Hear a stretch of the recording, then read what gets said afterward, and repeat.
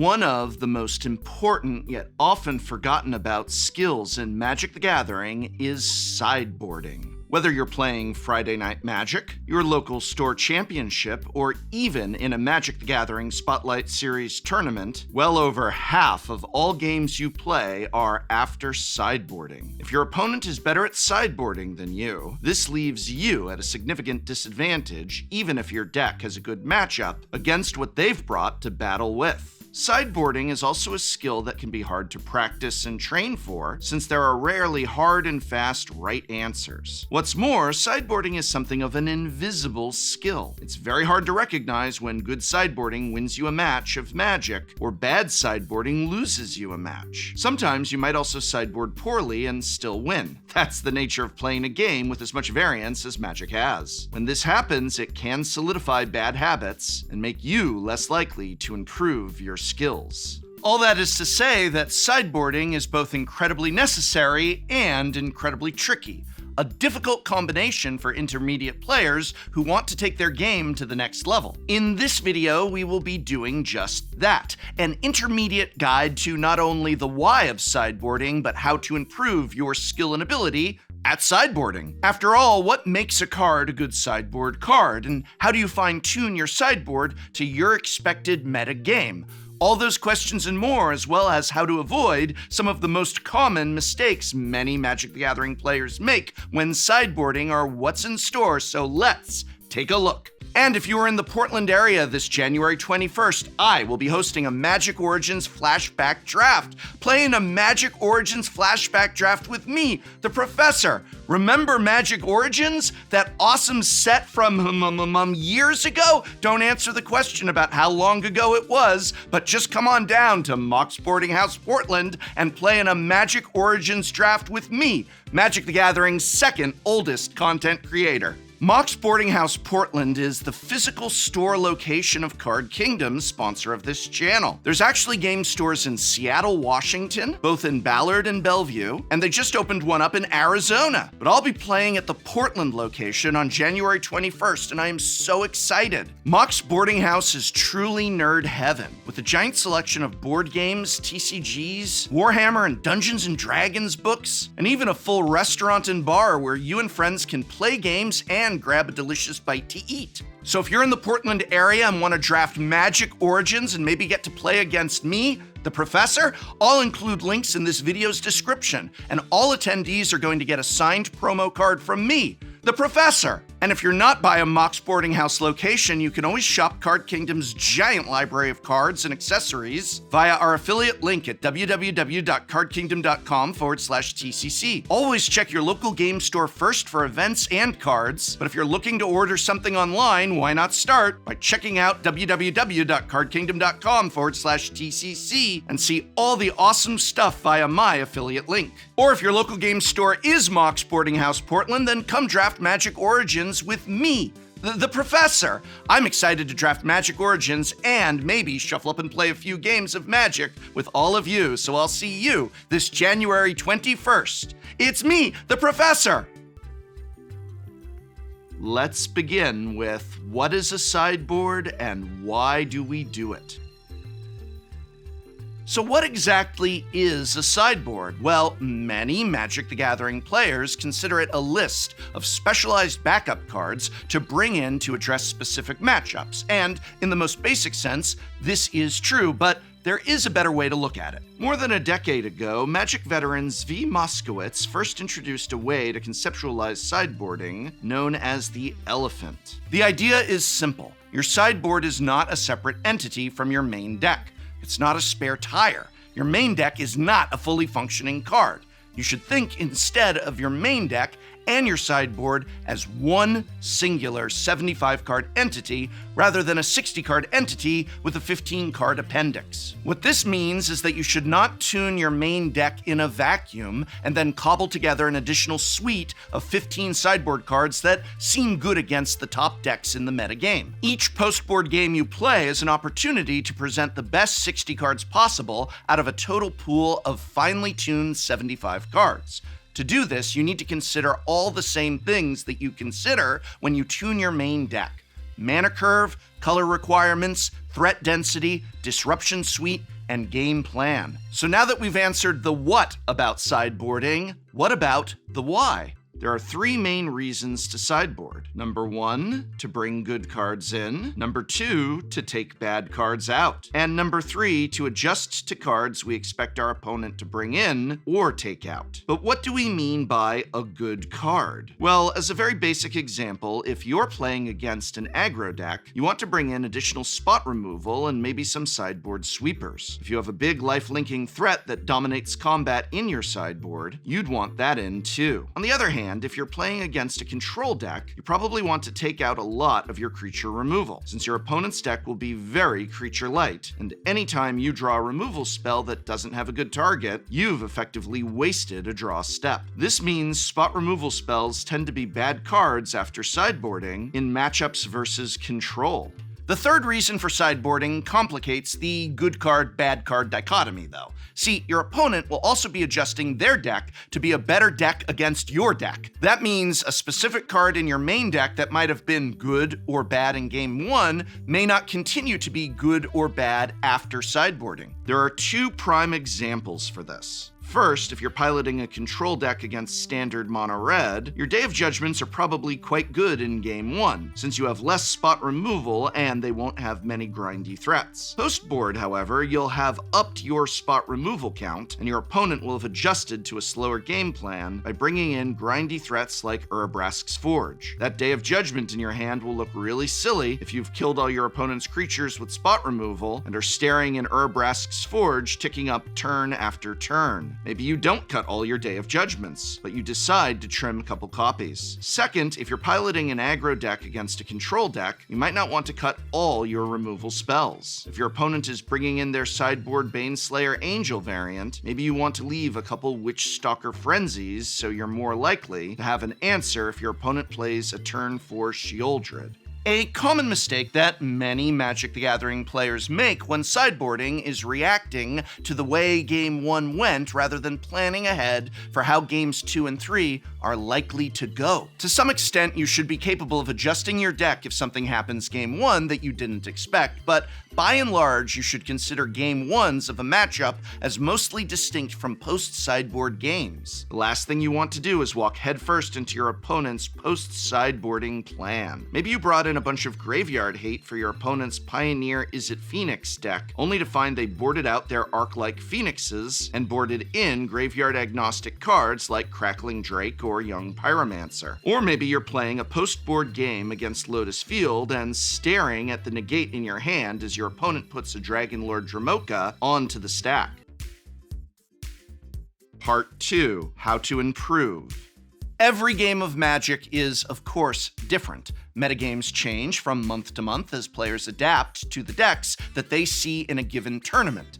Even so, you can apply many of the broader principles of sideboarding universally. Generally speaking, sideboard cards tend to fall into one or more of the following categories. Spot removal for creatures, usually differentiated based on creature sizing. Sweepers, which tend to specifically target small creatures. These are your pyroclasms, infests, and temporary lockdowns. Non-creature spot removal, particularly disenchants. Hand disruption and/or counterspells for disrupting control. Stack-based combos and other cards that are hard to interact with. Card advantage spells or standalone grindy threats, ideally ones that function on a different angle from your primary game plan. A wide range of anti-aggro threats that usually gain life, colloquially known as Baneslayer Angels. And of course, targeted hate cards such as Graveyard Hate or other narrow stacks pieces, such as Damping Sphere or Stony Silence. Some cards fit multiple categories. Scavenging Ooze, for example, is both a Baneslayer Angel and a Graveyard Hate piece. Gix's Command is a sweeper, a grindy card advantage spell, a removal spell for big creatures, and a means of turning any creature you have in play into a Baneslayer Angel for a turn. In fact, the more your sideboard cards can fill multiple roles like this, the easier it will be to construct a sideboard. Think of it like constructing a mana base. A deck with all basics only has as many colored sources as it has lands. Every dual land you add to the deck accounts for an additional colored mana source, increasing your deck's ability to give you the colored mana you need when you need it, without increasing your risk of flooding out. By the same token, you have 15 sideboard slots. Anytime you have a good card in your sideboard that contributes to more than one matchup, that card single-handedly brings you that much closer to that optimal 75-card deck pool. That said, there's still no substitute for a good hammer when you need one. If your goal is to absolutely shut down your opponent's graveyard, there's no better way to do it than by jamming 4 Leyline of the Voids in your sideboard. If a deck or category of deck is popular enough, it's worth running more narrow cards that specifically target that matchup. Keep in mind that not every sideboard will have cards of all of these categories. If the archetype you'd be targeting with it isn't popular in your meta, for example, or if the thing the sideboard card category offers you is not something that your deck actually needs. Also, some colors simply don't have access to the type of cards needed for all of these categories. For example, Dimir decks don't generally have disenchants, while mono-red players can't run counterspells or hand disruption. But that doesn't mean you're out of luck if you run into a deck where a disenchant or counterspell would be useful. In those cases, you simply have to get creative. If you can't interact with an opponent's combo, you'd better kill them quickly. And if you can't permanently answer a problematic permanent, maybe you can bounce it for a turn, discard it from their hand, or, I don't know, kill them quickly. Yep, I'm gonna be honest with you, kill them quickly does tend to be a one-size-fits-all solution. The most noteworthy reason you might not include the card, though, is if your Game 1 matchup is already so good or so bad that you decide it's not worth spending sideboard slots on them. It's important to learn when to give up on a matchup and focus your attention elsewhere. If you find you need to devote 8, 10, 12 sideboard slots to a specific matchup just to have a shot at winning, especially if the cards you'd be including to do so are fairly specific to that bad matchup, you're likely better off hoping to avoid the matchup entirely. It's not like you have a 0% chance of winning. This is Magic the Gathering after all. Your opponents could get mana screwed or just make a foolish mistake. Remember, your goal in sideboarding is not to make your deck beat every other deck in the format.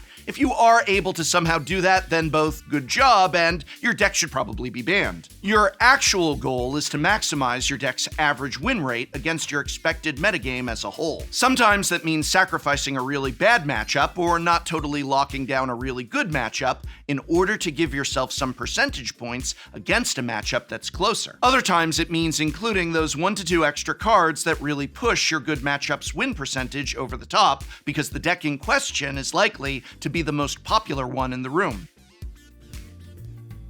Common sideboarding mistakes.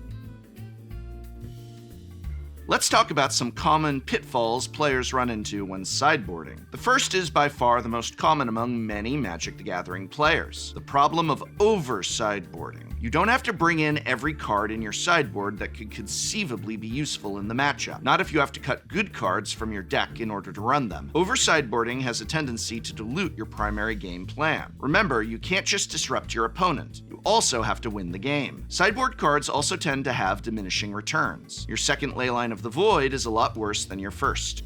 If you find yourself over-sideboarding once or twice, then you probably have too many cards for that matchup in your sideboard. But if you find yourself regularly siding in 8 or more cards in every matchup, that is a good sign that you're a chronic over-sideboarder. Walk yourself back a bit. Make sure you're only cutting cards from your main deck that are actually bad in the matchup. Say you're playing standard Dimir midrange with a blot out in your sideboard. Do you bring it in against mono-red aggro? If you have a lot of bad cards to cut, maybe. Blot out is a removal spell, and any removal spell is going to be functional against mono-red at the very least. But it's also 3 mana, and most of mono-red's creatures are all 2 mana, making it an inefficient answer. Not to mention it doesn't target, so your opponent will sacrifice the worst creature they can from among the choices they have. These 2 factors mean you probably should not bring in blot out against mono-red unless you are desperately trying to cut a card from your main deck.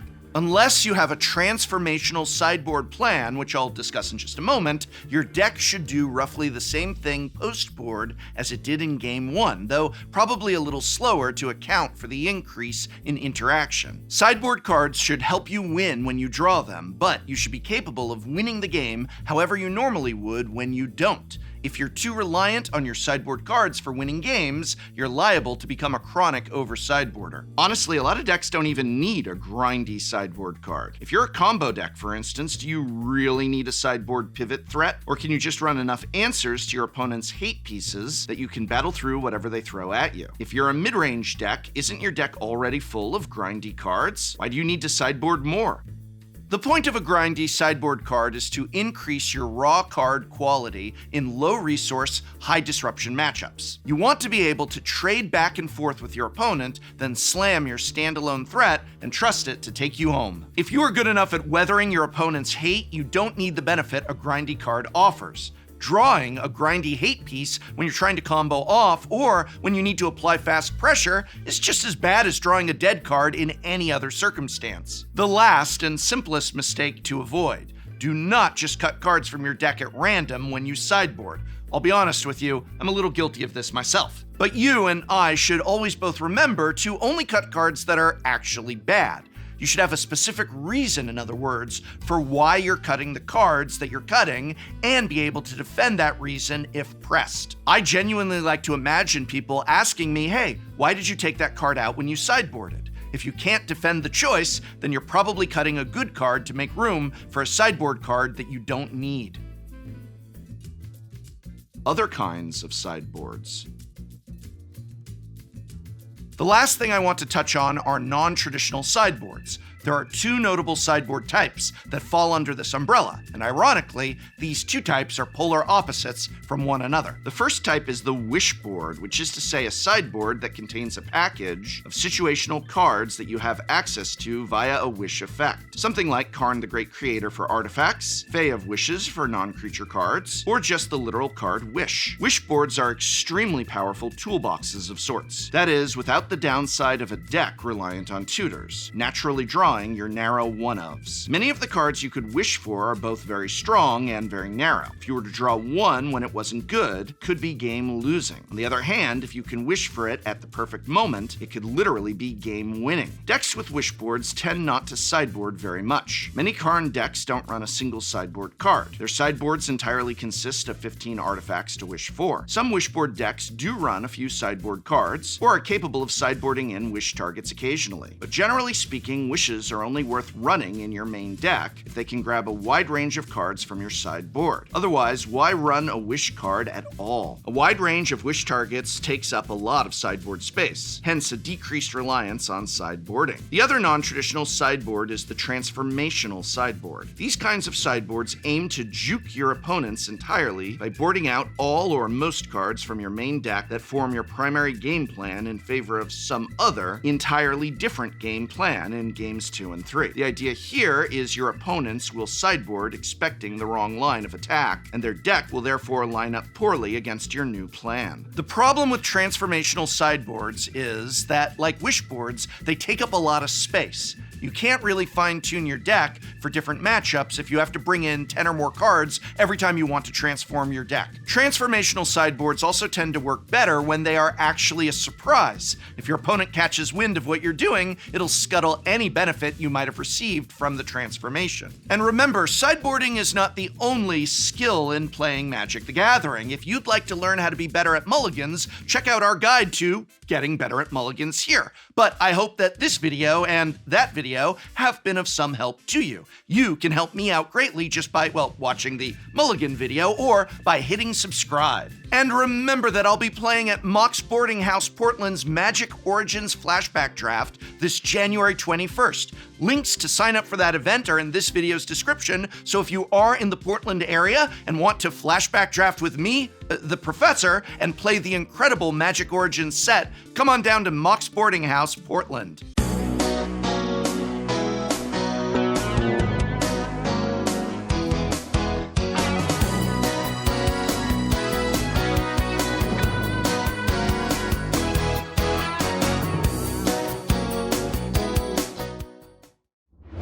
Next time on Shuffle Up and Play. What's up? It's Shuffle Up and Play, and today, a flashback pre-release in honor of Spice 8 Rack. We are doing pre-release of Yo! Lorwyn! Let's go! Let's go! Oh, I'm forcing goblins. Oh, hell yeah! It will be so funny if I hate this format after this show. I actually pulled a Lily and I was like, what are these planeswalkers? I don't like this. Hey, I didn't pass yet. Oh, sorry. Passed you. Would you stop freaking Spencer out? All I need to do is to be really good at the game and incredibly lucky. I'm putting on my shoes. I'm putting on my jacket. I got a funky plan. I want numbers going by me. Yeah. Symbols.